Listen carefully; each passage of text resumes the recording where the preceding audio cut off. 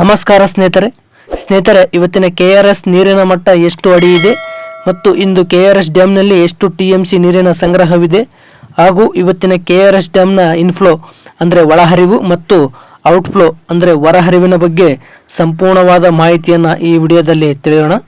ಅದಕ್ಕಿಂತ ಮುಂಚೆ ಈ ವಿಡಿಯೋಗೆ ಒಂದು ಲೈಕ್ ಮಾಡಿ. ಹಾಗೆ ತುಂಬ ಜನ ನಮ್ಮ ವಿಡಿಯೋಸ್ ನೋಡ್ತಿದ್ರೆ ಆದರೆ ನಮ್ಮ ಚಾನಲ್ ಸಬ್ಸ್ಕ್ರೈಬ್ ಆಗ್ತಾ ಇಲ್ಲ. ದಯವಿಟ್ಟು ನಮ್ಮ ಚಾನಲ್ ಸಬ್ಸ್ಕ್ರೈಬ್ ಆಗಿ ಹಾಗೆ ಪಕ್ಕದಲ್ಲಿರುವ ಬೆಲ್ ಐಕನ್ ಪ್ರೆಸ್ ಮಾಡಿ ಈ ವಿಡಿಯೋವನ್ನು ಶೇರ್ ಮಾಡಿ. ಸ್ನೇಹಿತರೆ, ಇಂದು 22 ಆಗಸ್ಟ್ 2026 ಇಂದು ಶನಿವಾರ.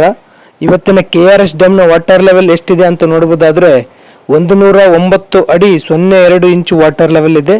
ಇನ್ನು ಕಳೆದ ವರ್ಷ ಇದೇ ಟೈಮ್ನಲ್ಲಿ KRS ಡ್ಯಾಮ್ನ ವಾಟರ್ ಲೆವೆಲ್ಲು 123 ಅಡಿ 65 ಇಂಚು ವಾಟರ್ ಲೆವೆಲ್ ಇತ್ತು.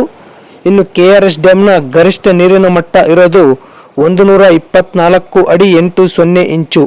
ಸೊ ಇನ್ನು ಇವತ್ತಿನ KRS ಡ್ಯಾಮ್ನಲ್ಲಿ ಎಷ್ಟು TMC ನೀರಿನ ಸಂಗ್ರಹವಿದೆ ಅಂತ ನೋಡಬಹುದಾದ್ರೆ ಇಂದು 30.745 TMC ನೀರಿನ ಸಂಗ್ರಹವಿದೆ.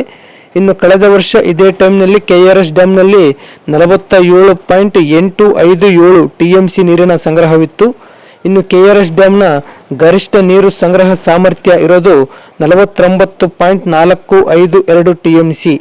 ಸೊ ಇನ್ನು ಇವತ್ತಿನ KRS ಡ್ಯಾಮ್ನ ಇನ್ಫ್ಲೋ ಅಂದರೆ ಒಳಹರಿವಿನ ವಿಚಾರಕ್ಕೆ ಬರೋದಾದ್ರೆ ಇಂದು 1551 ಕ್ಯೂಸೆಕ್ ನೀರು ಒಳಹರಿವು ರೂಪದಲ್ಲಿ ಹರಿದು ಬರ್ತಾ ಇದೆ.